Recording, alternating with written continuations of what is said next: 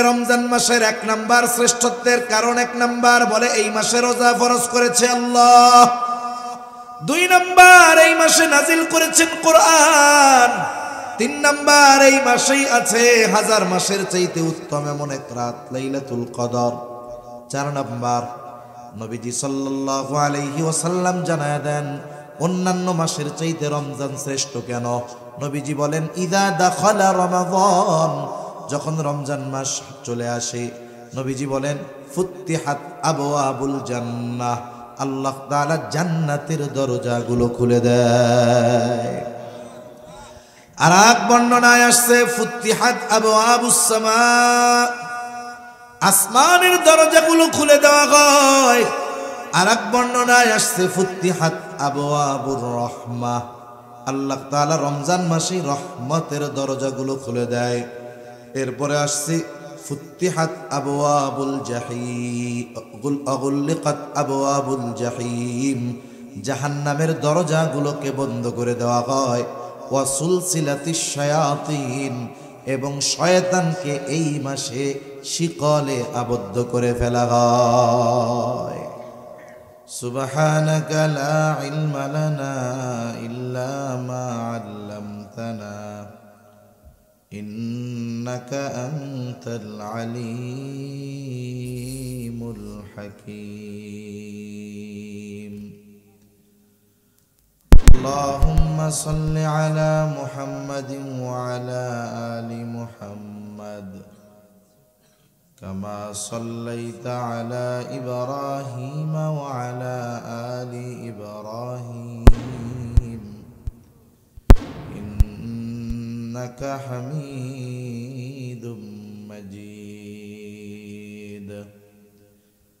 আল্লাহুম্মা বারিক আলা মুহাম্মাদিন ওয়া আলা আলি মুহাম্মাদ কামা বারাকতা আলা ইব্রাহিম ওয়া আলা আলি ইব্রাহিম ইন্নাকা হামিদুম মাজিদ। আল্লাহর মোহাব্বতে জবান খুলে একটু জিকির করি, লা ইলাহা ইল্লাল্লাহ, লা ইলাহা ইল্লাল্লাহ, লা ইলাহা ইল্লাল্লাহ,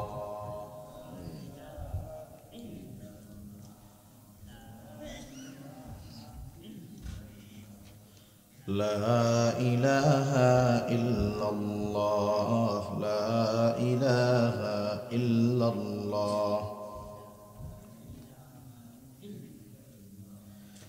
লা ইলাহা ইল্লাল্লাহ মুহাম্মাদুর রাসূলুল্লাহ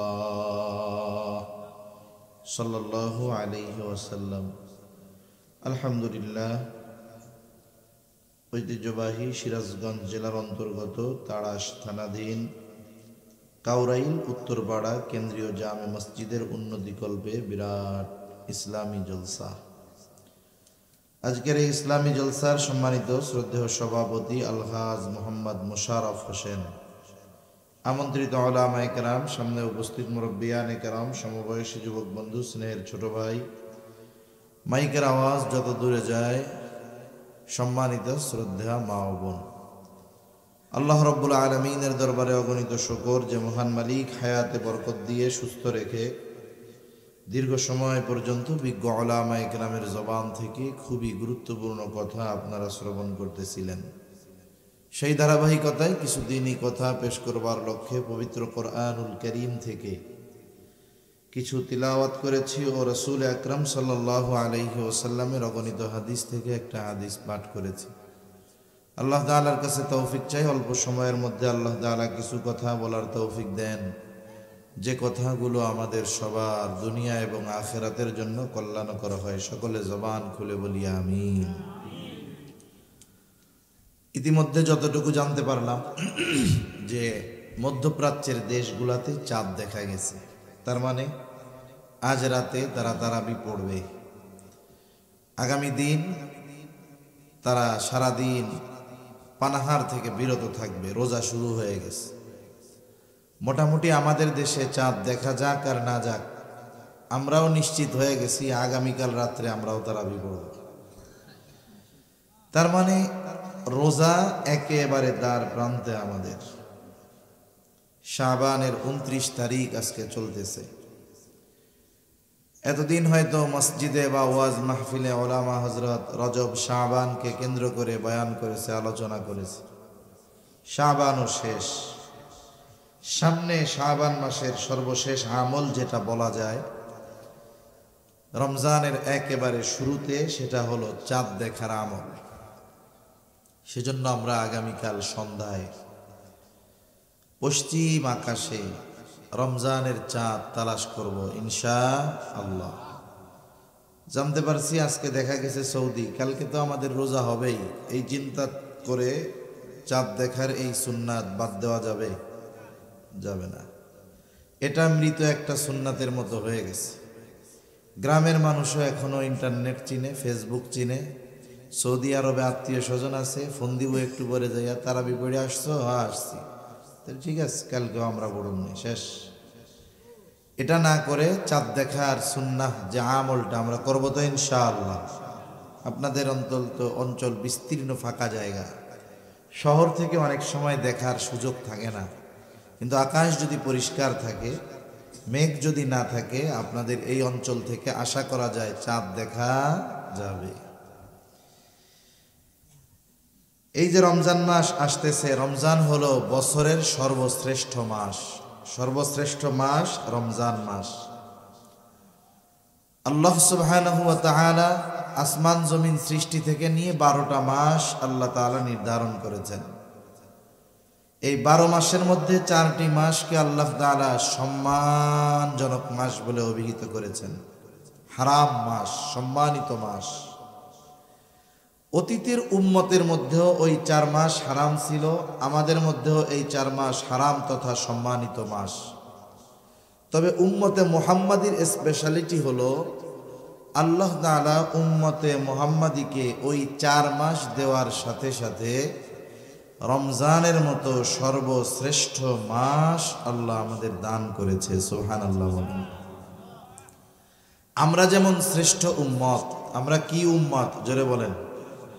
কুনতুম খায়রা উম্মাহ উখরিজাত লিন-নাস তা'মুরুনা বিল মা'রুফ ওয়া তানহাউনা আনিল মুনকার।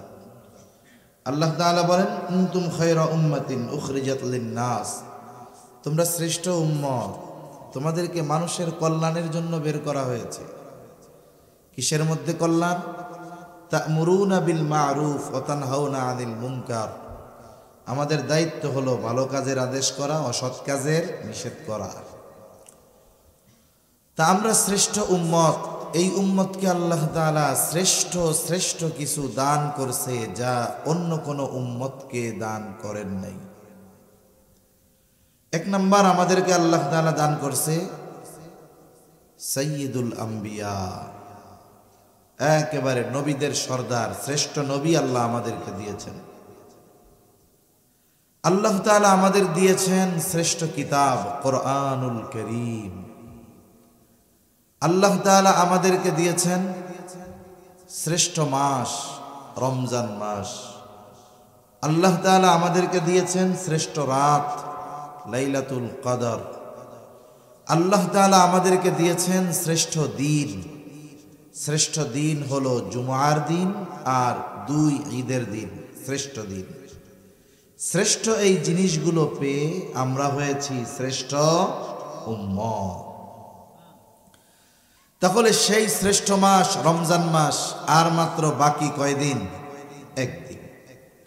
আগামী দিন সূর্যাস্তের পরেই শুরু হয়ে যাবে রমজান মাস। এই রমজান মাস কেন শ্রেষ্ঠ মাস? রমজান মাস শ্রেষ্ঠ কেন? এর কয়েকটা কারণ আছে, বলবো কারণগুলা। রমজান মাস কেন শ্রেষ্ঠ মাস? 1 নাম্বার কারণ, আল্লাহ তাআলা বলেন, শাহরু রমাদানাল্লাযী উনজিলা ফীহিল কুরআন হুদাল লিন্নাসি ওয়া বায়িনাতিম মিনাল হুদা ওয়াল ফুরকান ফামান শাহিদা মিনকুমুশ শাহরা ফালইয়াসুম। আল্লাহ তাআলা কোরআনুল কারীমের মধ্যে জানায় দেন, রমজান মাস, এই মাসে আল্লাহ নাজিল করেছেন কোরআন।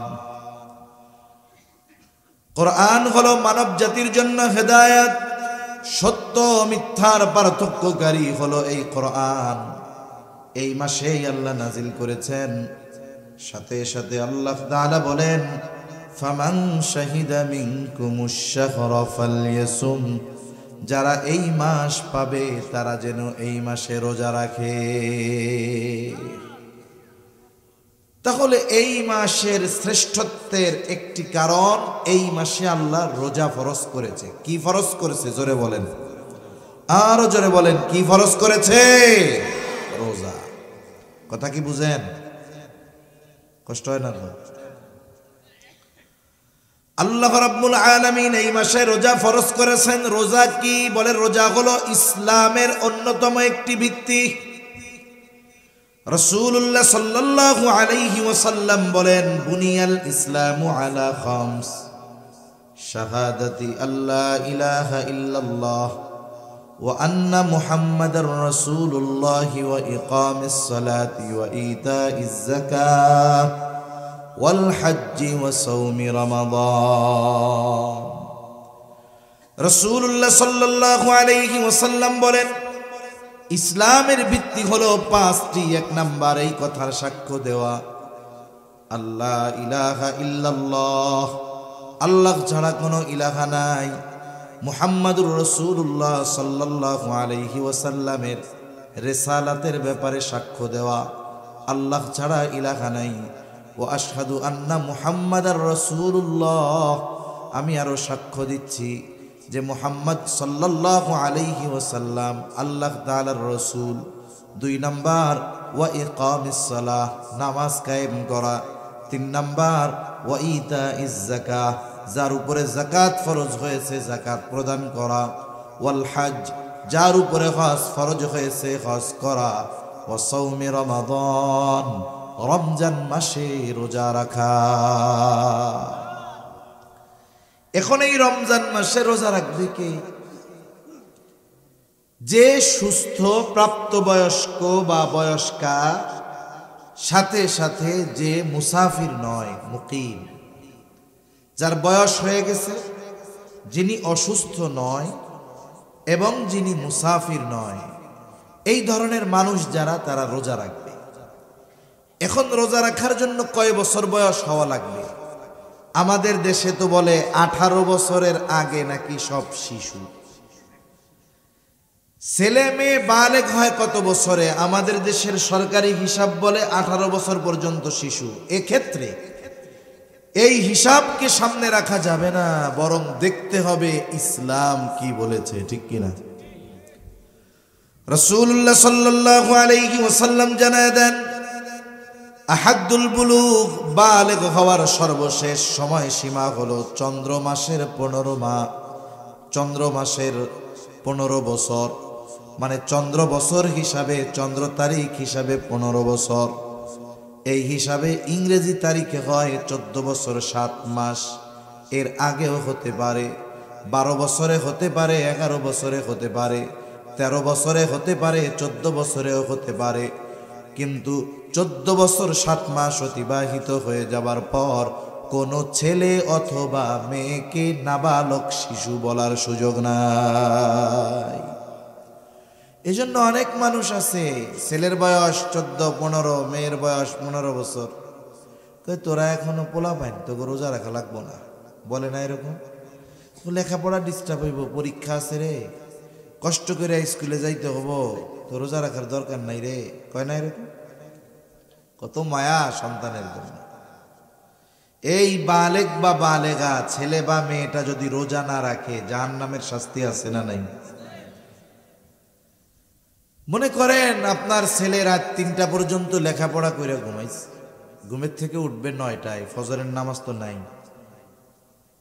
এখন যদি সকাল 6টার সময় বাড়িতে আগুন লাগে, কি করবেন? আপনি কি বলবেন নাকি যে ছেলে তো 9টার আগে ঘুম থেকে ওঠে না, আগুন লেগে পুইরা ঘর ছাই হয়ে যাক, কিন্তু পোলারে ডাক দেওয়া যাবে না, এমন করবেন? প্রয়োজনে নিজে পুড়ে হলেও আগুন থেকে আপনি বাচ্চাটারে বাঁচানোর চেষ্টা করবেন। আবার দেখেন আপনার সন্তান প্রাপ্তবয়স্ক হয়ে গেছে, নামাজ পড়ে না, রোজা রাখে না। নামাজ রোজা যদি না করে তার জাহান্নামের আগুনে পোড়া লাগবে। কিন্তু আপনি আপনার প্রাপ্তবয়স্ক সন্তানকে রোজা রাখান না, নামাজ পড়ান না, কেন? বলে কষ্ট হয়ে যাবে। ঘুম থেকে ডাক দেয় না কেন? বলে ফজরের নামাজের জন্য ডাক দেয় না কেন? 3টায় ঘুমাইছে, কষ্ট হয়ে যাবে আমার ছেলেটার। কেমন যেন এটা মোহাব্বত নয়, কেমন যেন নিজের হাতে নিজের সন্তানকে জাহান্নামের আগুনে দিয়ে দেওয়া। আপনি আজকে এটারে মোহাব্বত বলতেছেন, কিয়ামতের দিন ও যখন আল্লাহ না করুক যদি জাহান্নামী হয়, ও আপনার ব্যাপারে আল্লাহর কাছে অভিযোগ দায়ের করবে। ও বলবে রব্বানা ইন্না আতা'না সাদাতানা ওয়া কুবারানা ফাআযাল্লুনাস সাবিলা। বলবে ও রব ইন্না আতা'না সাদাতানা ওয়া কুবারানা, আমরা আমাদের বড়দের অনুসরণ করেছি, নেতাদের অনুসরণ করেছি, আমাদের অভিভাবকদের অনুসরণ করেছি। ফাআযাল্লুনাস সাবিলা, তারাই আমাদেরকে পথভ্রষ্ট করেছে, তাদের কারণে আজকে আমরা জাহান্নামী হয়েছি। আল্লাহ তাআলার কাছে তারা বলবে রব্বানা আতিহিম যিফাইনি মিনাল আযাবি ওয়ালআনহুম লা'নান কাবীরা।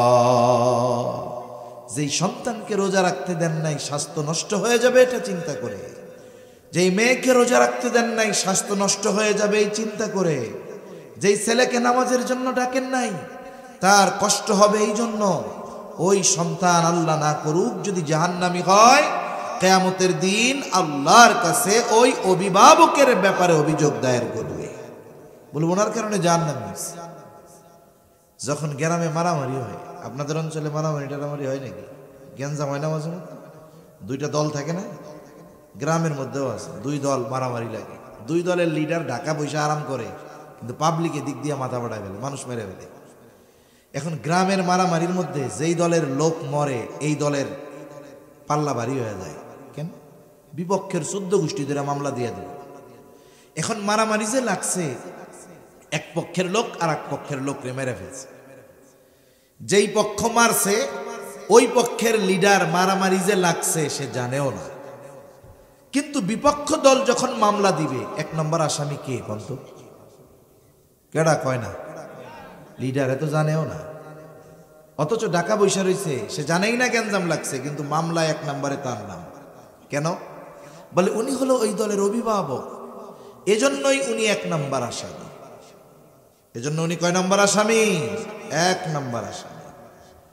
কিয়ামতের দিনও আমার আপনার অধীনস্থরা জাহান্নামী হওয়ার কারণে অভিযোগ দায়ের করবে আমাদের বিপক্ষে। আবার দেখেন 1 নম্বর আসামি উনি, শাস্তি যদি হয় 1 নম্বরে ওনার হবে। অনুরূপভাবে অভিভাবকের ব্যাপারে যদি অধীনস্থরা আল্লাহর কাছে অভিযোগ দায়ের করে যে আমি তো নামাজি না, ও তো সাক্ষী দিবে যে আমি তো মারছিলাম, আমার লিডার কইছে এর লাগা, বলবে না এরকম? ও দোষ দিবে অভিভাবকের। অভিভাবক অপরাধ না করেও 1 নম্বর অপরাধী। এজন্য মনে রাখতে হবে অধীনস্থদের কারণে অভিভাবক কিয়ামতের দিন ধরা পড়ে যাবে। এই যে মোহাব্বত, নামাজ পড়লে রোজা রাখলে কষ্ট হবে, এই মোহাব্বত মোহাব্বত নয়, এই মোহাব্বত হলো নিজের পায়ে নিজে কুড়াল মারা। ঠিক কিনা বলেন? সন্তানটাও জাহান্নামে যাবে, এই মায়া যে দেখাবে তার জন্য জাহান্নামে যাওয়া লাগতে পারে। এজন্য প্রাপ্তবয়স্ক ছেলে হোক আর মেয়ে হোক, আমরা তাদেরকে রোজা রাখাবো ইনশাআল্লাহ, নিজেরাও রাখবো। তাহলে রমজান মাস 1 নম্বরে শ্রেষ্ঠ মাস হওয়ার কারণ হলো এই মাসে আল্লাহ রোজা ফরজ করেছেন, যা ইসলামের অন্যতম একটি ভিত্তি। 2 নম্বর এই মাস শ্রেষ্ঠ হওয়ার কারণ বলে এই মাসে আল্লাহ তাআলা কোরআনুল কারীম নাজিল করেছে। আল্লাহ তাআলা বলেন শাহরু রমাদানাল্লাযী উনজিলা ফীহিল কুরআন হুদাল লিন্নাসি ওয়া বাইয়িনাতিম মিনাল হুদা ওয়াল ফুরকান। আল্লাহ তাআলা বলেন শাহরুর রমাদান, রমজান মাস, আল্লাযী উনজিলা ফীহিল কুরআন, যেই মাসে আল্লাহ নাজিল করেছেন কোরআন। এই কোরআন হুদাল লিন্নাস, মানুষের জন্য হেদায়েত, ওয়া বাইয়িনাতিম মিনাল হুদা ওয়াল ফুরকান, এই কোরআন হলো সত্য মিথ্যার মধ্যে পার্থক্যকারী, এজন্য কোরআন হলো ফুরকান।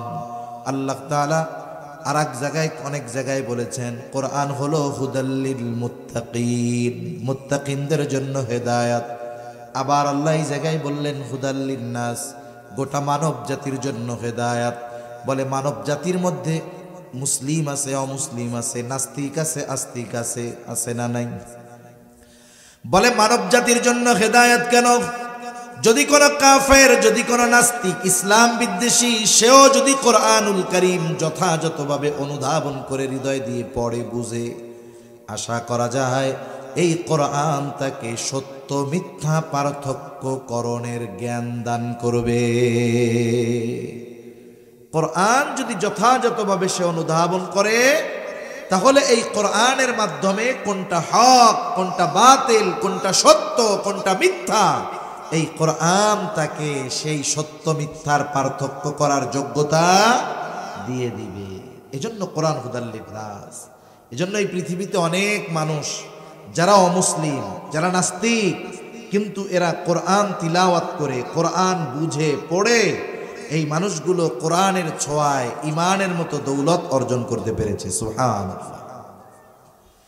তাহলে আল্লাহ তাআলা এই মাসে নাজিল করেছেন কোরআন। 3 নাম্বার কারণ, এই মাসেই আছে লাইলাতুল কদর, যেটা 1000 মাসের চাইতে উত্তম।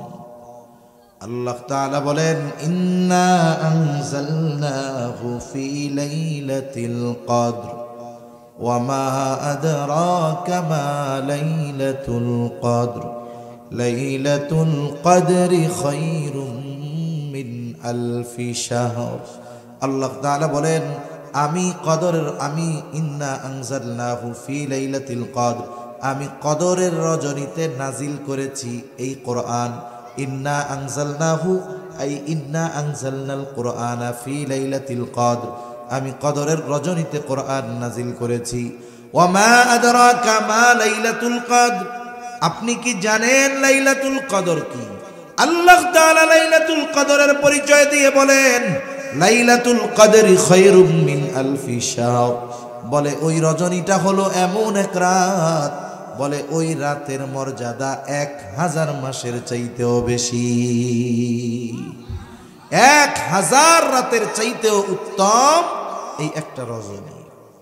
এটা আছে কোন মাসে? জোরে কর। খিদা লাগছে আপনাদের? তাকবীর দেন, নারায়ে তাকবীর, আরো জোরে নারায়ে তাকবীর। তাহলে এই লাইলাতুল কদর কোন মাসে আছে? রমজান মাস। লাইলাতুল কদরে মানে এই রাতে আল্লাহ কি নাজিল করছে? কোরআন। তাহলে রমজান মাসের 1 নাম্বার শ্রেষ্ঠত্বের কারণ, 1 নাম্বার বলে এই মাসে রোজা ফরজ করেছে আল্লাহ। 2 নাম্বার এই মাসে নাজিল করেছেন কোরআন। 3 নাম্বার এই মাসেই আছে 1000 মাসের চাইতে উত্তম এমন এক রাত লাইলাতুল কদর। 4 নাম্বার নবীজি সাল্লাল্লাহু আলাইহি ওয়াসাল্লাম জানায় দেন অন্যান্য মাসের চাইতে রমজান শ্রেষ্ঠ কেন। নবীজি বলেন ইদা দাখালা রমাদান, যখন রমজান মাস চলে আসে, নবীজি বলেন ফুত্তিহাত আবওয়াবুল জান্নাহ, আল্লাহ তাআলা জান্নাতের দরজাগুলো খুলে দেয়। আর এক বর্ণনায় আসছে ফুত্তিহাত আবওয়াবুস সামা, আসমানের দরজাগুলো খুলে দেওয়া হয়। আর এক বর্ণনায় আসছে ফুত্তিহাত আবওয়াবুর রাহমাহ, আল্লাহ তাআলা রমজান মাসে রহমতের দরজাগুলো খুলে দেয়। এরপরে আসছে ফুত্তিহাত আবওয়াবুল জাহিম, আগুল্লিকাত আবওয়াবুল জাহিম, জাহান্নামের দরজাগুলোকে বন্ধ করে দেওয়া হয়। ওয়া সুলসিলাতিশ শায়াতিন, এবং শয়তানকে এই মাসে শিকলে আবদ্ধ করে ফেলা হয়। তাহলে রমজান মাস বছরের শ্রেষ্ঠ মাস, শ্রেষ্ঠত্বের কয়েকটা কারণ আমরা জানলাম।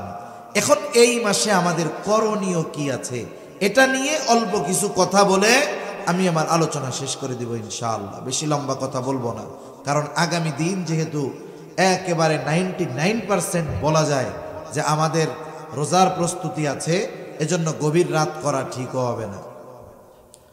এখন এই মাসে আমাদের আমল কি, করণীয় কি জানার দরকার আছে না নাই? আমরা জানি, তবে এগুলো ঠিকমতো মানি না। এক নাম্বার, এই মাসে যেই আমল সেটা হলো রোজা। এটা আমাদের জন্য ফরজ।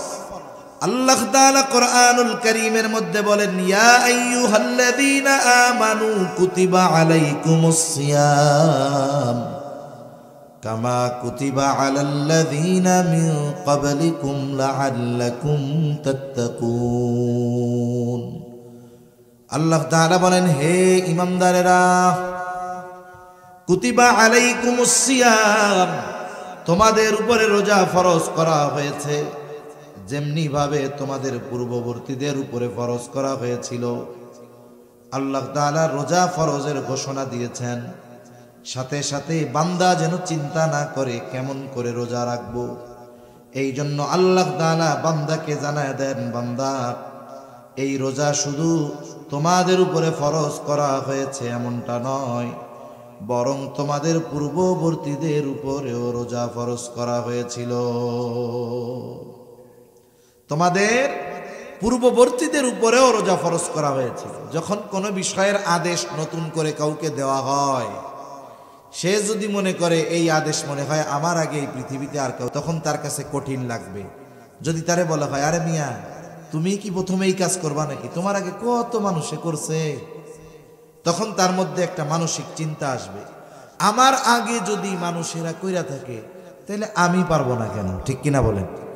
এই জন্য আল্লাহ তাআলা আদেশ করার পর জানায়া দিলেন, এই রোজা শুধু তোমাদের উপরে ফরজ করা হয়েছে এমনটা নয়, বরং তোমাদের পূর্ববর্তীদের উপরেও এই রোজা ফরজ করা হয়েছে।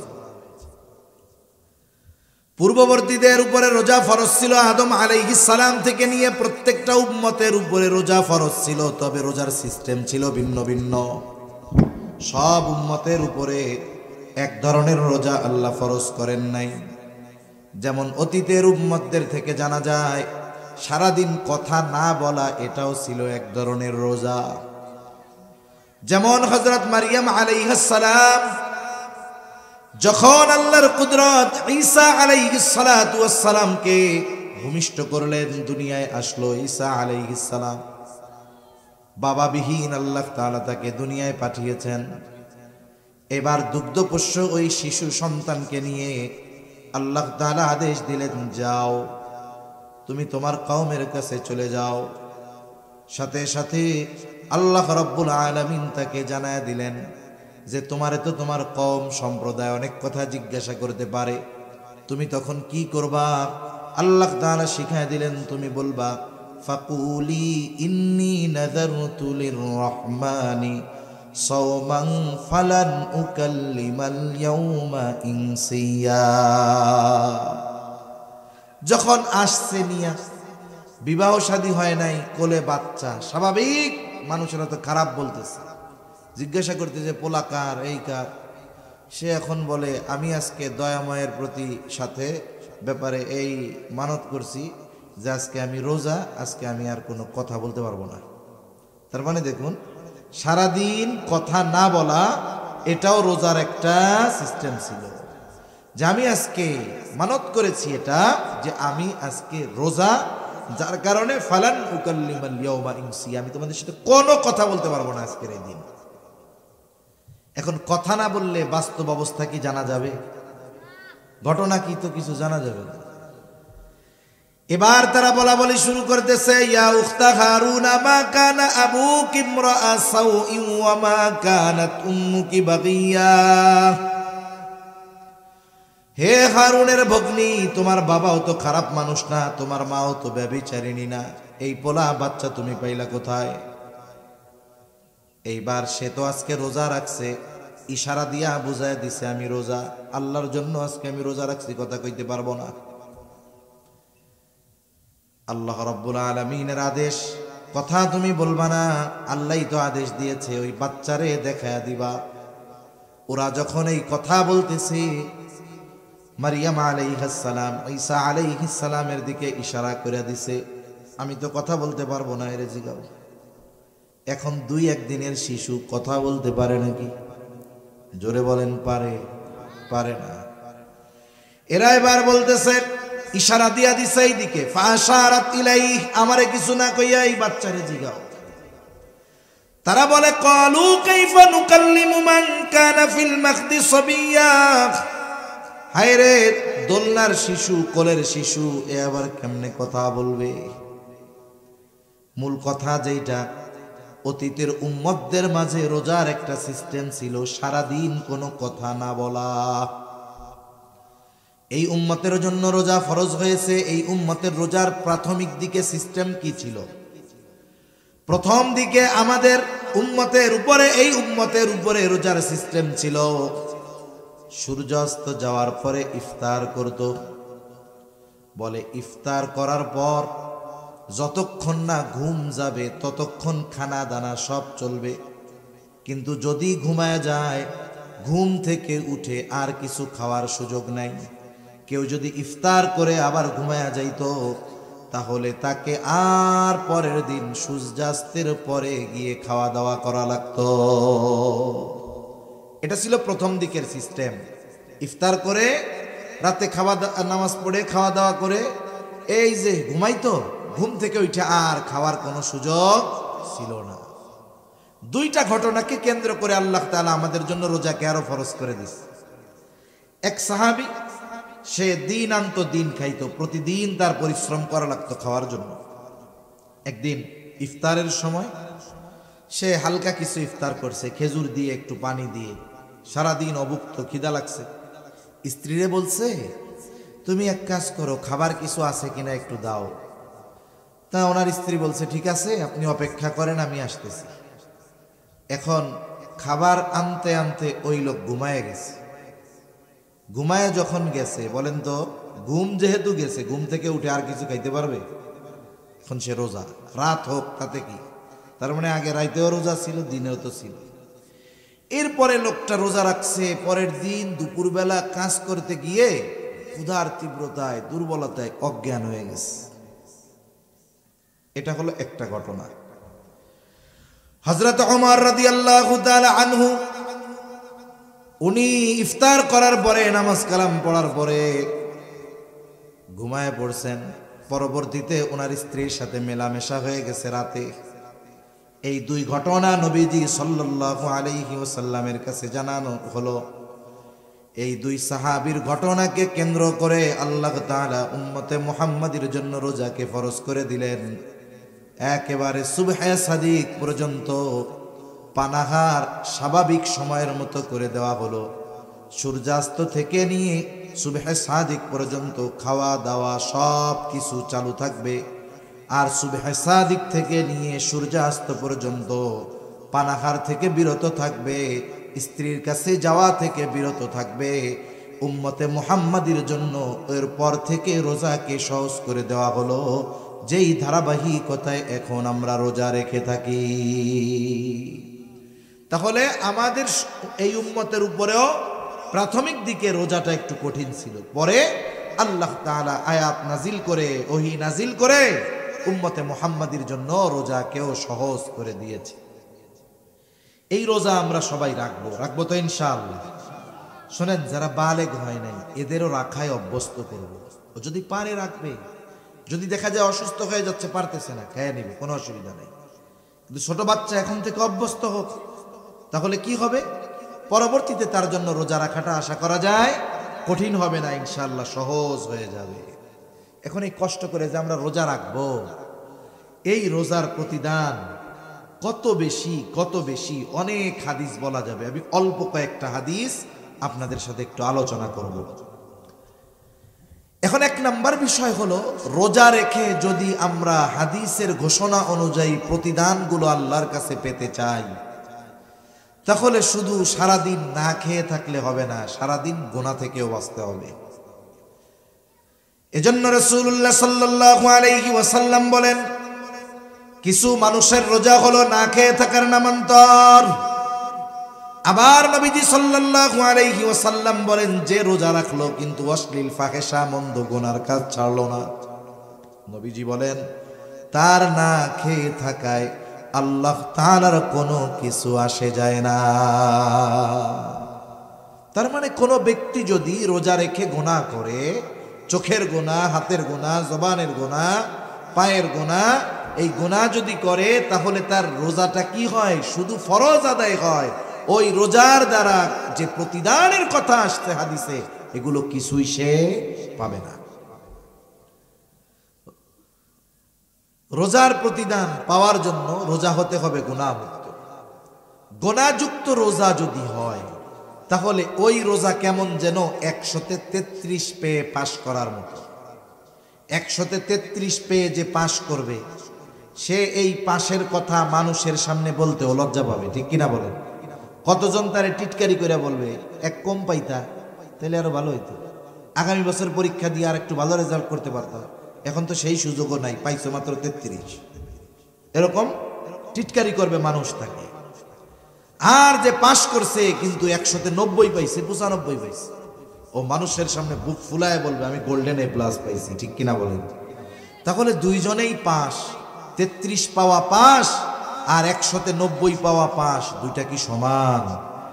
আমি আপনি সারাদিন কষ্ট করে না খেয়ে থাকলাম, তৃষ্ণায় কষ্ট করলাম, ক্ষুধায় কষ্ট করলাম, এখন যদি একটু গোনার কারণে প্রতিদান বঞ্চিত হয়ে যায়, এর চাইতে বোকামি আর কোনো কিছু হতে পারে? এজন্য রোজা রেখে অনেকে সময় কাটানোর জন্য মোবাইল দেখবে, টেলিভিশন দেখবে, গল্প গুজব করবে। আমার মা বোনেরা রোজার মাস 2 বেলা রান্না বান্না নাই, সকালে আর রাত দুপুরে, এবার বসে বসে তিন চারজন এক জায়গায় হয়ে দুনিয়ার সব গল্প শুরু করবে, দেখা যাবে এটা একসময় গীবতের মজলিস হয়ে গেছে, ঠিক কিনা বলেন? এজন্য রোজা রেখে সকল ধরনের গুনাহ থেকে যদি না বাঁচি, বলে ওই রোজা রাখা না রাখায় আল্লাহর কিছু আসে যায় না। ফরজটা আদায় হলো ঠিক, কিন্তু রোজার প্রতিদান থেকে সে বঞ্চিত হলো। এজন্য আমরা সবাই রোজার প্রতিদান চাইতো। রোজার প্রতিদান কত বড়! রাসূলুল্লাহ সাল্লাল্লাহু আলাইহি ওয়াসাল্লাম বলেন, হাদিসে কুদসি আল্লাহ তাআলা বলেন, কুল্লু আমাল ইবনে আদম লাহু ইল্লা সিয়াম। নবীজি সাল্লাল্লাহু আলাইহি ওয়াসাল্লাম বলেন, আল্লাহ তাআলা বলেছেন বনি আদমের প্রত্যেকটা আমল তার নিজের জন্য, ইল্লা সিয়াম, রোজা ছাড়া। আল্লাহ তাআলা বলেন, আস-সাওমু লি ওয়া আনা আজজি বিহি। বান্দা রোজা তার জন্য নয়, বরং আমার জন্য রাখে। এই জন্য আল্লাহ তাআলা জানায় দেন, ওয়া আনা আজজি বিহি, আমি তার রোজার প্রতিদান দিব। সুবহানাল্লাহ বলেন। তার মানে রোজাদার যদি গুনাহ মুক্ত রোজা রাখতে পারে, তাহলে তার রোজার প্রতিদান স্বয়ং যিনি দিবেন তিনি কে? কোন কোন মুহাদ্দিস বলেন যে রোজার প্রতিদান হলো স্বয়ং আল্লাহ নিজে, স্বয়ং আল্লাহ নিজে। এক রাজার 4 বউ। কয় বউ? জোরে কন না, কয় বউ? এনে কেউ আসেননি 4 বউ? না, এই জায়গা নাই, পাওয়া যাবে না। এখন দেখেন 4 বউ একজন। এখন ওই রাজা তার 4 বউরেই বলছে, আজকে আমার রাজ্যের ধনভাণ্ডার তোমাদের জন্য ওপেন, খুলে দিলাম, যার যা মন চায়, যত মন চায় নেও। এইবার একজন যাইয়া স্বর্ণের গোডাউন ধরছে, আর একজন যাইয়া হীরার গোডাউন ধরছে, আর একজন গিয়ে মণিমুক্তার গোডাউন ধরছে, আর একজন রাজার পাশে দাঁড়ায় রয়েছে, এরকম, এটা নড়েও না চড়েও না। কিরে, ওরা সবাই তো সব লয়ে গেল, তুমি যাও না কেন? বলে আমার কিছু লাগবে না, আমার আপনারে লাগবে। কারে লাগবে? জোরে বলে। আমার কিছু লাগবে না, আমার আপনারে লাগবে। কেন? ইমাম গাজ্জালী রাহমাতুল্লাহি আলাইহি কিমিয়ায়ে সাআদাত কিতাবের মধ্যে বলেন, মান লাহুল মাওলা ফালাহুল কুল। হায়রে, বলে যার মাওলা যার, বলে সব কিছুই তো তার। বলে রাজা আমার কিছু লাগবে না, আমার আপনাকে লাগবে। আপনাকে যদি আমি পেয়ে যাই সবকিছুই আমার হয়ে যাবে। কেমন যেন রোজাদার, প্রকৃত রোজাদার আল্লাহকে পেয়ে যাবে, যে তার রোজার বিনিময় হবে রব। সে আল্লাহর কাছে যা মন চায় তা চাইতে পারবে, আল্লাহ তাআলা তাকে তাই দিবে। সুবহানাল্লাহ। এই জন্য বলেন রোজার প্রতিদান স্বয়ং আল্লাহ নিজে। সুবহানাল্লাহ। আবার আল্লাহ রাব্বুল আলামিনের নবী জানায় দেন, যারা দুনিয়ায় আল্লাহর জন্য পিপাসিত থাকবে, তৃষ্ণায় বুকের ছাতি ফেটে যায়, তাও পানি আছে ঘরে, ফ্রিজে, জগে, কলে, সব জায়গায় পানি আছে, কেউ দেখে না, শুধুমাত্র চিন্তা করে পানি পান করলে কেউ না দেখলেও কে দেখবে? জোরে বলেন। এই চিন্তায় আল্লাহর জন্য যারা পিপাসায় কষ্ট করে তৃষ্ণার্ত থাকে, নবীজি জানায়া দেন আল্লাহ তাআলা ওই মানুষগুলাকে কিয়ামতের দিন নিজে পানি পান করাবে। দুনিয়ার গরমের তৃষ্ণায় কষ্ট বেশি না আখিরাতে কষ্ট বেশি হবে?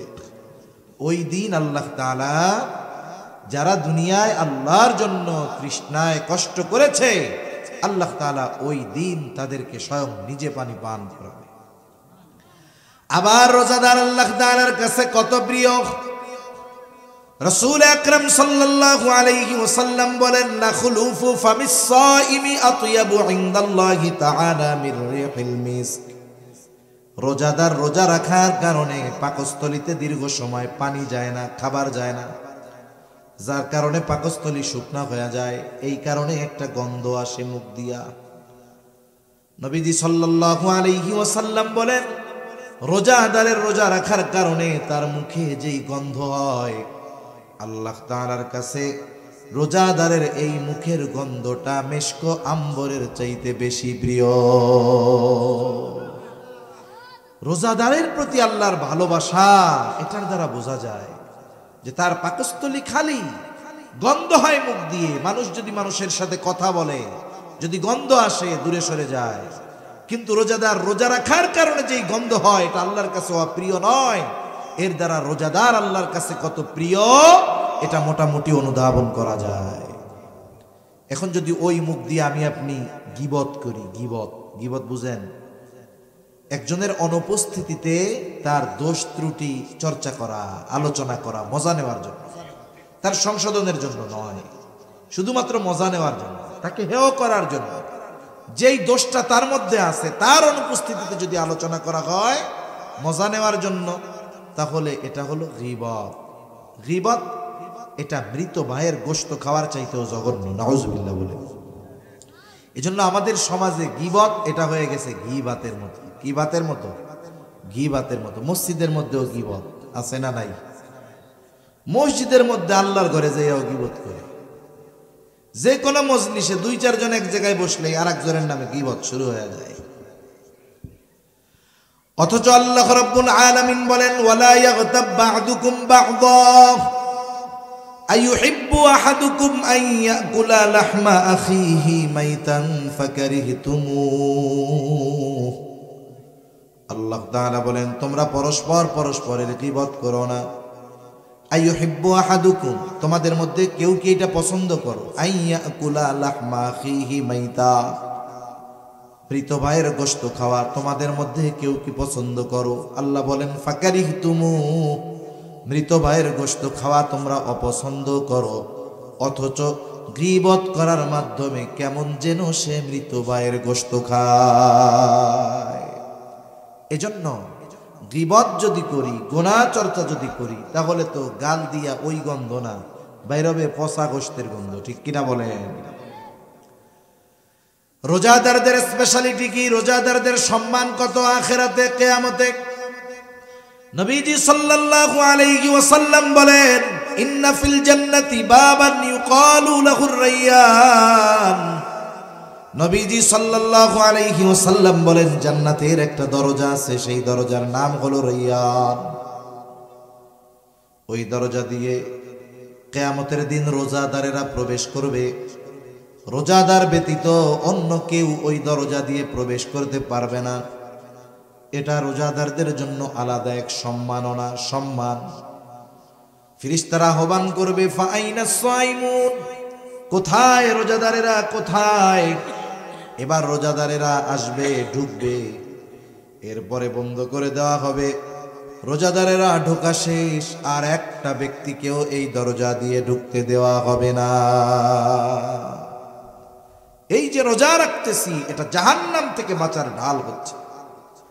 শত্রুর অস্ত্রের আঘাত থেকে যেমন ঢালের মাধ্যমে, তীর বর্ষা তলোয়ারের আঘাত থেকে মানুষ নিজেরা রক্ষা করে যুদ্ধের ময়দানে, অনুরূপ ভাবে রোজা হবে তার জাহান্নামের আগুন থেকে বাঁচার ঢাল। as-sawmu junnatun, রোজা হলো ঢাল স্বরূপ।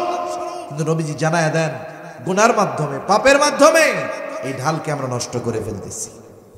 এজন্য গুনাহমুক্ত রোজা হবে আমাদের, বলেন ইনশাআল্লাহ। আল্লাহ তৌফিক দান করেন।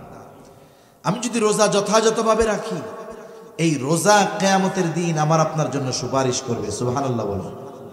হাদিসের মধ্যে আসছে, নবীজি সাল্লাল্লাহু আলাইহি ওয়াসাল্লাম বলেন, আস-সিয়াম ওয়াল কুরআন ইয়াশফাআন লিল আবদি ইয়াওমাল কিয়ামাহ। সিয়াম এবং কোরআন কিয়ামতের দিন বান্দার জন্য আল্লাহর কাছে সুপারিশ করবে। সিয়াম বলবে, আয় রব, ইন্নী মানাতুহু আত-তাআমা ওয়াশ-শাহাওয়াতি বিন-নাহার ফাশাফি'নি ফীহি। আয় আল্লাহ, আমি তাকে দিনের বেলা পানাহার থেকে, স্ত্রীর কাছে যাওয়া থেকে বিরত রেখেছি, তার ব্যাপারে আপনি আমার সুপারিশ কবুল করেন। আবার কোরআন আল্লাহর কাছে বলবে, আয় রব, ইন্নী মানাতুহুন নাওমা বিল-লাইল, আমি তারে রাতে ঘুমানো থেকে বাধা প্রদান করেছি, ঘুমাইতে দেই নাই। সে আমাকে তিলাওয়াত করেছে, ফাশাফি'নি ফীহি, আপনি তার ব্যাপারে আমার সুপারিশ কবুল করেন। কোরআন আর রোজা সুপারিশ করবে। নবীজি সাল্লাল্লাহু আলাইহি ওয়াসাল্লাম বলেন, ফায়ুশাফফাআন, আল্লাহ তাআলা ওই ব্যক্তির ব্যাপারে রোজা এবং কোরআনের সুপারিশ কবুল করবে। কিয়ামতের দিন বাপ চিনবে? জোরে বলেন, পরিচয় দিবে? গাড়ে ভাড়া দিয়ে জান্নাতে যাওয়ার চেষ্টা করবে।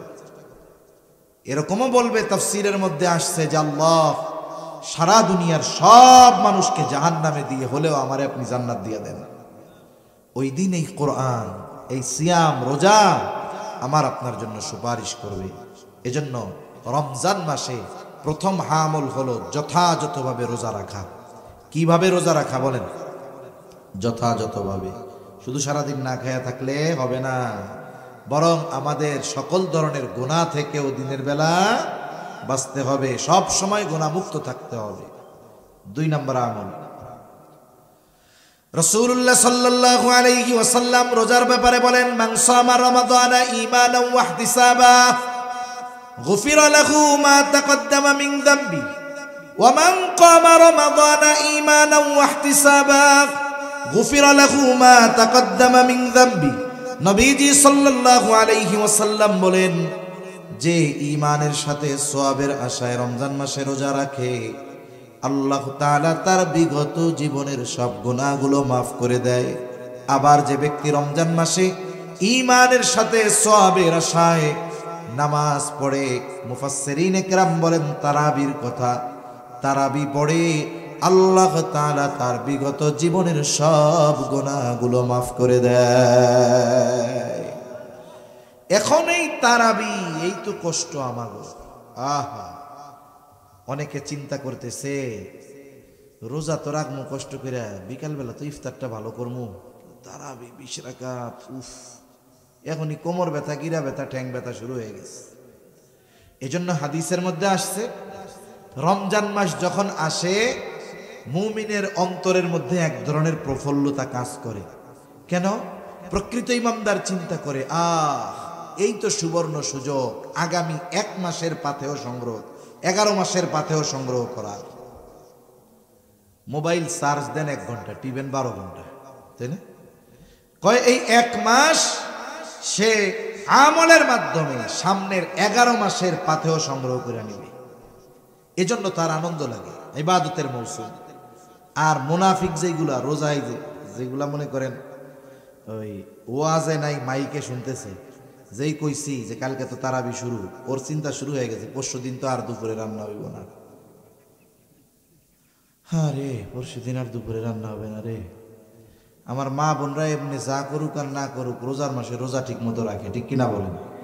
আর যদি খাইতে চায়, খাওয়ানোর কথা যদি কয়, একবারে সব ডিমিলে ধুইয়া দিব একবারে।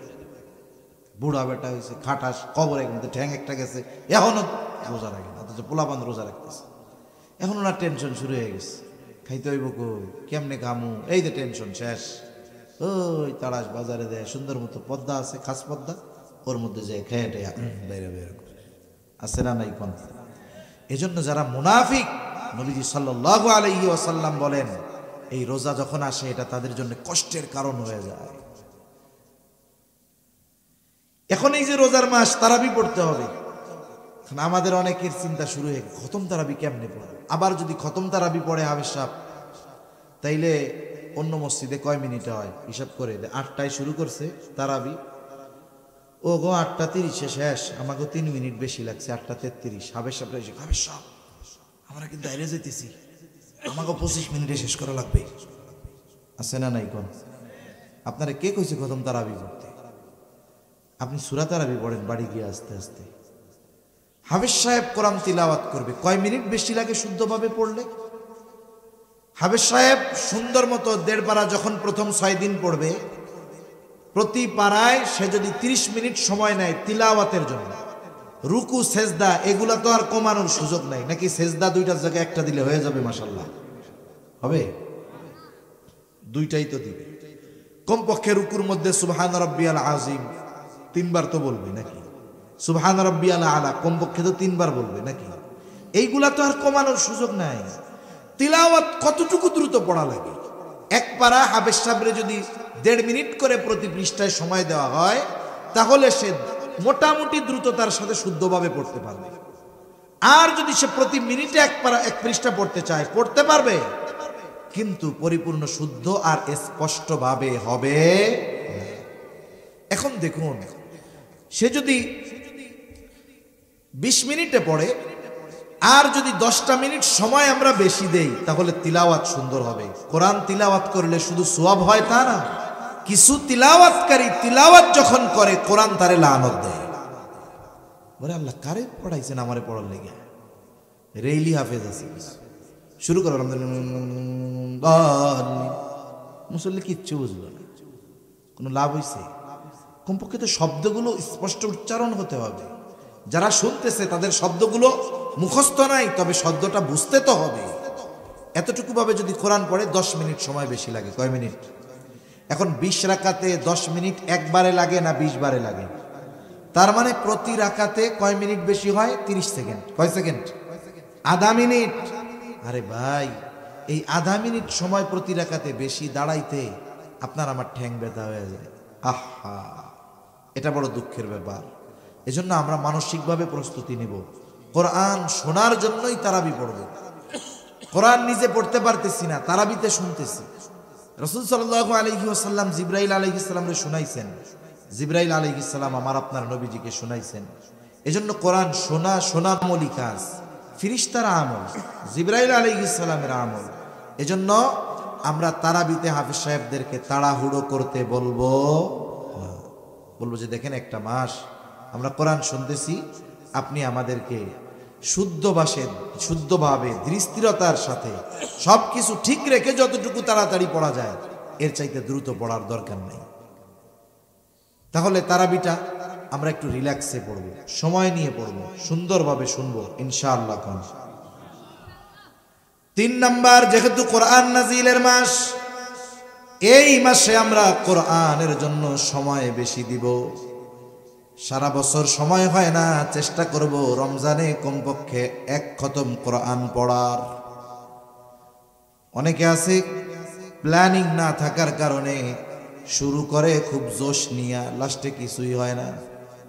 প্রথম দিন 4 পারা, পরের দিন 3 পারা, এর পরের দিন হইতে পড়ছে, আর পড়ে না। আর গিয়া সবে কদরের দিন ধরছে একটু 27 রমজান, মাস শেষে হয়েছে মাত্র 10 পারা, শেষ করতে পারে নাই। ওইটা বাদ দিয়ে প্রত্যেক দিন কম কম হোক, কিন্তু ধারাবাহিকভাবে হোক। হাফেজ সাহেব ডেলি 1.5 পারা পড়বে। যারা কোরআন শরীফ পড়তে পারেন, প্রত্যেক নামাজে প্রথম 6 দিন পড়বেন, প্রতি নামাজে 6 পৃষ্ঠা করে। কয় পৃষ্ঠা করে? 6 পৃষ্ঠা। ফজরের নামাজে গেছেন, যদি সুন্নাত পড়ে সময় হয় আপনি পড়ে ফেললেন 2 পৃষ্ঠা। ফরজের পড়ে বাড়ি চলে না আইসা 4 পৃষ্ঠা পড়ে আসলেন। জোহরে গেলেন, লম্বা সময়, একটায় আজান 1:30টায় নামাজ, 4 রাকাত পড়া 20 মিনিট সময়, আপনি পড়ে ফেলতে পারলেন 6 পৃষ্ঠা। এইভাবে 6 দিন যদি পড়া হয়, প্রত্যেক দিন 5 পৃষ্ঠা করে পড়লে দৈনিক হয় 30 পৃষ্ঠা। হাফেজি কোরআন শরীফের 1.5 পারা। হাফেজ সাহেব প্রথম 6 দিন 1.5 পারা করে পড়বে, এরপরে আপনি 7 দিনের থেকে 1 পারা করে পড়েন। প্রতি ওয়াক্তে 4 পৃষ্ঠা। কয় পৃষ্ঠা? তাহলে 5 ওয়াক্তে 4 পাঁচা কত হয়? 20 হয়ে গেল 1 পারা। দেখা গেল সুন্দরভাবে ধীর স্থিরতার সাথে আপনার মসজিদের তারাবি হাফেজ সাহেবের জবানে 1 খতম শোনা হলো, নিজেও 1 খতম পড়া হয়ে গেল। এজন্য আমলগুলো কম হোক, এটা ধারাবাহিক যদি হয়, এটা আল্লাহ তাআলার কাছে বেশি প্রিয়। এভাবে আমরা কোরআন পড়ব।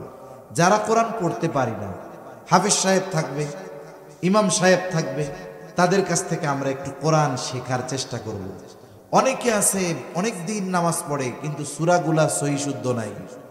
আপনি কোরআন শরীফের সূরাগুলো সহি শুদ্ধ করবেন, সূরা ফাতিহাটা ঠিক করবেন, সূরা নাস, ফালাক, ইখলাস, কুল হুয়াল্লাহ যত সূরা আছে কমপক্ষে শেষের 10টা একবারে শুদ্ধভাবে শিখে নিলেন। অনেক মুসল্লি আছে 30 বছর নামাজ পড়ে, সূরা ফাতিহার প্রথম আয়াতের অর্থ জিজ্ঞেস করলে কইতে পারবে না। অনেক মুসল্লি আছে, মারিফুল কোরআন আছে মসজিদে, একটু খুইলা অনুবাদটা দেখেন যে আল্লাহ কি বলছে, আলহামদুলিল্লাহ রাব্বিল আলামিন কি কইছে আল্লাহ এর মধ্যে, এগুলো একটু পড়েন, একটু ব্যাখ্যা পড়েন, দেখবেন এরপরে ইমামের পেছনে সূরা শুনতেন তিলাওয়াত ফাতিহা, আগে যেমন লাগতো, আপনি যখন অর্থ বুঝবেন, একটু ব্যাখ্যা জানা থাকবে, দেখবেন তখন আরো পড়তে শুনতে দুইটাই ভালো লাগতেছে। এজন্য কোরআনের সাথে একটু থাকা যাবে না ইনশাআল্লাহ। কত সওয়াব হবে কোরআন পড়লে জানেন? এক একটা অক্ষর পড়লে 10টা কইরা নেকি হয়। সুবহানাল্লাহ বলেন। রমজান মাসে সওয়াবের উপর এমনি সময় আল্লাহ 10 থেকে 700 গুণ বাড়ায়। রমজানে এটারে গুণ দিবেন আরো কমপক্ষে 70 দিয়া, কমপক্ষে 70 দিয়া।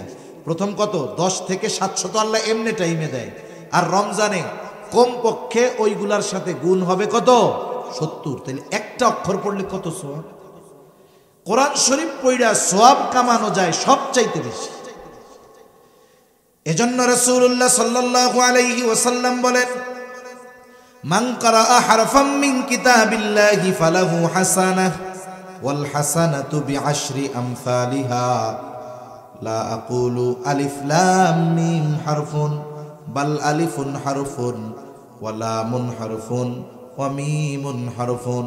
নবীজি বলেন, মান ক্বারাআ হারফাম মিন কিতাবিল্লাহ, যে আল্লাহর কিতাব থেকে একটা অক্ষর তিলাওয়াত করে, ফালাহু হাসানাহ, তার জন্য একটি হাসানা, আর ওয়াল হাসানাতু বিআশরি আমসালিহা, এক হাসানাই হলো 10 নেকি। নবীজি বলেন, আমি এটা বলি না আলিফ লাম মিম এক হরফ, বরং আলিফ এক হরফ, লাম এক হরফ, মিম এক হরফ। তাহলে আলিফ লাম মিম যে পড়লো, 3 অক্ষর পড়লো, কম পক্ষে আল্লাহ সুবহানাহু ওয়া তাআলা তাকে 10টা কইরা নেকি দিবে। কমপক্ষে যদি এমনি সময় 10 হয়, রোজার মাসে গুণ দেন 10 গুণ 70, 70 10 কত? কত? 700। রোজার মাসে শুধু আলিফ পড়লে কমপক্ষে কত সওয়াব? 700। এরপরে তো আরো বাড়তে পারে, এরপরে বাড়তে পারে, এটা হলো নিম্ন সওয়াব। আবার কোন কোন মুফাসসির বলেন, আলিফ যে পড়বে, পড়লো আলিফ, কিন্তু আলিফ লেখলেও তো 3টা হরফ লাগছে, আলিফ লাম ফা। আপনারা আমি যদি বলি আলিফ লেখেন বানান কইরা, তাহলে আপনি এরকম লিখবেন না, তো আলিফ লাম ফা লিখবেন, তাই না? আলিফ, এর মধ্যে তো 3টা হরফ আছে। এখন এইভাবে যদি ভাঙানো হয়, দেখা যায় একটা অক্ষর পড়লে হাজার হাজার নেকি হয়ে যায়। সুবহানাল্লাহ। এখন কইতে পারেন, হুজুর আমি তো পড়তে পারি না, জিহ্বায় বাদে, কষ্ট হয়, তোতলাই আছে না, এরকম কষ্ট হয়। আয়েশা সিদ্দিকা রাদিয়াল্লাহু তাআলা আনহা বলেন, আল মাহিরু বিল কুরআন মাআল কিরামিল বারারাতিস সাফারা। আয়েশা সিদ্দিকা রাদিয়াল্লাহু তাআলা আনহা বলেন, সম্মানিত ফেরেশতাদের সাথে থাকবে যারা কোরআন তিলাওয়াতে মাহের, আর যারা মাহের না, দক্ষ না, তিলাওয়াত করতে গেলে জবানে বাঁধে, জবানের মধ্যে বাঁধে, কষ্ট হয়, নবীজি জানায়া দেন তার জন্য হলো দুইটা পুরস্কার। বলে একটা হলো ওই যে পড়তেছে সম্মানের পুরস্কার, আর একটা হলো তার পড়তে গিয়ে কষ্ট হচ্ছে, এই কষ্টের পুরস্কার। তাহলে হিসাবে যে দক্ষ তার চাইতে যার পড়তে কষ্ট হয় এর প্রতিদান আরো বেশি। এজন্য রোজার মাস আমরা কোরআনের সাথে কাটানোর চেষ্টা করব তো ইনশাআল্লাহ। তাহলে 1 নম্বর আমল রোজা রাখবো, 2 নম্বর তারাবির নামাজ পড়বো, সাথে সাথে চেষ্টা করব যে সাহারির সময় যখন উঠি একটু আগে উঠে 2-4-6 রাকাত তাহাজ্জুদ পড়ে আল্লাহর কাছে একটু রোনাজারি করার, আল্লাহর কাছে চাওয়ার, এবং কোরআনের সাথে আমরা এই মাসে বেশি বেশি সম্পৃক্ত হব। কোরআন শিখবো, পড়বো, শুনবো, অন্যকে শোনাবো, বলেন ইনশাআল্লাহ। এরপরে এই মাসে দ্বীনি কাজে বেশি সহযোগিতা করব। রাসূল সাল্লাল্লাহু আলাইহি ওয়াসাল্লাম ছিলেন আজওয়াদান নাস, সবচাইতে বড় দানশীল। রোজার মাস আসলে ওনার দানশীলতার পরিমাণ আরো বেড়ে যেত। একেবারে বাতাসের ন্যায় তিনি দুহাত প্রসার করে দান করতেন, মানুষদেরকে দিতেন। নবীকে আমরা গরিব বলি, অনেকে বলে গরিব নবী, না, নবীজি গরিব ছিলেন না, গরিবী হালাতকে নবীজি গ্রহণ করেছেন। নবীজির কাছে অনেক সম্পদ আসতো নবীজির জন্য, নবীজি এগুলো মানুষকে দিয়ে দিতেন। একবার বাহরাইন থেকে নবীজি নামাজ পড়তেছেন মসজিদে, একেবারে বোঝাই বোঝাই নবীজির জন্য হাদিয়া আসছে, চাউল, আটা, গম, এইগুলা না, যা আসছে স্বর্ণ, স্তূপ হয়ে গেছে স্বর্ণ অলঙ্কারের। নবীজি সাল্লাল্লাহু আলাইহি ওয়াসাল্লাম দুহাত ভরে ভরে এক একজনকে দিয়ে দিয়েছেন যে নাও, এটা তোমার বাড়ি অলিরে পড়াইও, এটা নাও, তুমি নিয়ে যাও, তোমার খরচ চালাইও। নবীজি গরিব ছিলেন না, নবীজির কাছে আসতো, নবীজি ধনী ছিলেন, কিন্তু তিনি দরিদ্রকে গ্রহণ করে নিয়েছেন। এজন্য নবীর কাছে যখনই আসতো নবীজি মানুষকে দিয়ে দিতেন। এরপরে আমরা মানুষকে ইফতার করাবো। ইফতার করানোর মধ্যে অনেক ফায়দা। 1 গ্লাস পানি দিয়ে হোক, একটা খেজুর দিয়ে হোক, এতে লাভ কি? আপনি কাউরে ইফতার করাইলেন, সে রোজাদার, তার রোজার সমপরিমাণ সওয়াব ইফতার করানেওয়ালা পেয়ে যাবে। এতে আবার যিনি রোজা রাখছেন তার কোনো সওয়াব কমে যাবে না। চিন্তা করে ওর বাড়ি ইফতার করে আমার সওয়াব যদি ব্যক্তি নিয়ে যায়, খাওয়ানোর দরকার নেই, অসুবিধা নেই। যে রোজা রাখবে তারটাও কমবে না, বরং ইফতার যিনি করাবেন তিনি ওই পরিমাণ সওয়াব পেয়ে যাবেন। এই বিষয়গুলো আমরা খেয়াল রাখবো তো ইনশাআল্লাহ। আমাদের ঘরের মানুষের জন্য কাজ হালকা করে দিব। যদি কারো বাড়িতে কাজের লোক থাকে, আমরা তার কাজটাকে হালকা করে দেব রোজাকে কেন্দ্র করে। এইভাবে আমরা চেষ্টা করব আমাদের রমজান মাস অতিবাহিত করার। হতে পারে এই রমজান আমার আপনার জীবনের শেষ রোজা, ঠিক কিনা? হতে পারে কি পারে না? পারে। এজন্য রমজান মাস পেয়ে যে গুনাহ মাফ করাতে পারলো না, প্রসিদ্ধ এক হাদিস, নবীজি মেম্বারে উঠতেছিলেন, এক সিঁড়িতে উঠছেন আমিন, দ্বিতীয় সিঁড়িতে আমিন, তৃতীয় সিঁড়িতে আমিন। সাহাবায়ে কেরাম জিজ্ঞাসা করে, ইয়া রাসূলুল্লাহ সাল্লাল্লাহু আলাইহি ওয়াসাল্লাম, আপনি আমিন বললেন 3 বার, কিন্তু কি জন্য বললেন বুঝলাম না। নবীজি তখন 3টা কারণ বলছে। এর মধ্যে একটি কারণ হলো, যেই ব্যক্তি রমজান মাস পেল কিন্তু তার গুনাহ মাফ করাতে পারলো না, সে ধ্বংস হয়ে যাক। দোয়া করছে রুহুল আমিন, আর আমিন বলছে রহমাতুল লিল আলামিন। এই দোয়া কবুল হইছে, কোনো সন্দেহ আছে? কোনো সন্দেহ নাই। সেই রমজান আমাদের একেবারে নিকটবর্তী। এজন্য মা বোনদেরকেও বলবো, যারা আছেন শুনতেছেন, সবাইকে অনুরোধ করব, আর গাফলতির কোনো সুযোগ নাই।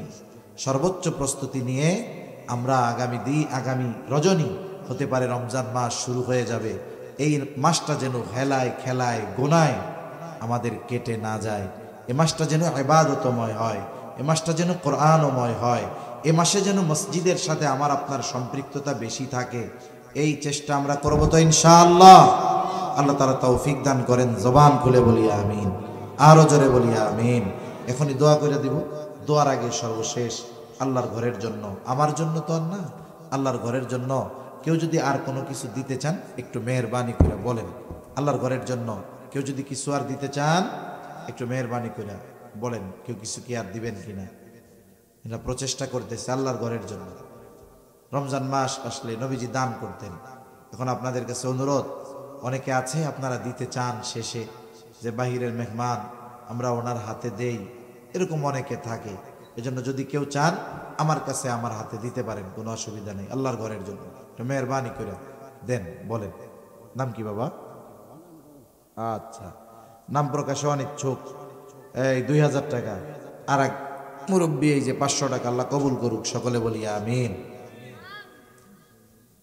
হ্যাঁ দেন। আর যদি কেউ কিছু দিতে চান, এখন নাই, আপনি যদি পরে দিতে চান। হ্যাঁ, দুই ভাই 1000 টাকা, 500 500, আল্লাহ কবুল করুক, বলি আমিন। তো মেহরবানি করে বলেন, দিয়া যান, আমার হাতে দিয়া যান। আর যদি এখন না দেন, মেহরবানি করে লিখিয়ে রাখেন, লিখে রাখতে পারেন। এই যে আর এক মুরব্বী, নাম কি মুরব্বী? মানিক, এক মুরব্বী মানিক সাহেব 1000 টাকা, আল্লাহ কবুল করুক, জবান খুলে বলি আমিন। হ্যাঁ, মসজিদের মুয়াজ্জিন সাহেব, মাশাআল্লাহ, আল্লাহ কবুল করুক।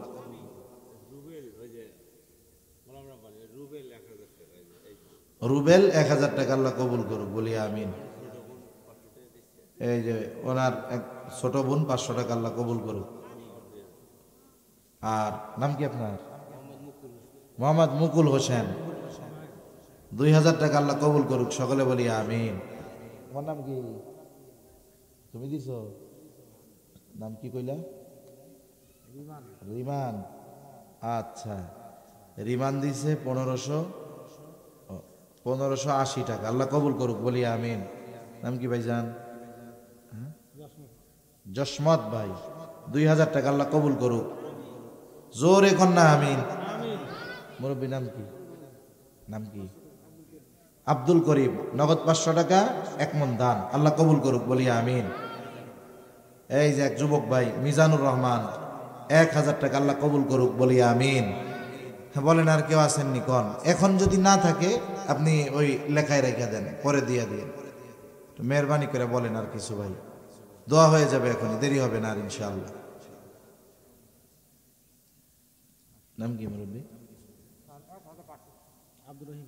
আব্দুর রহিম সাহেব।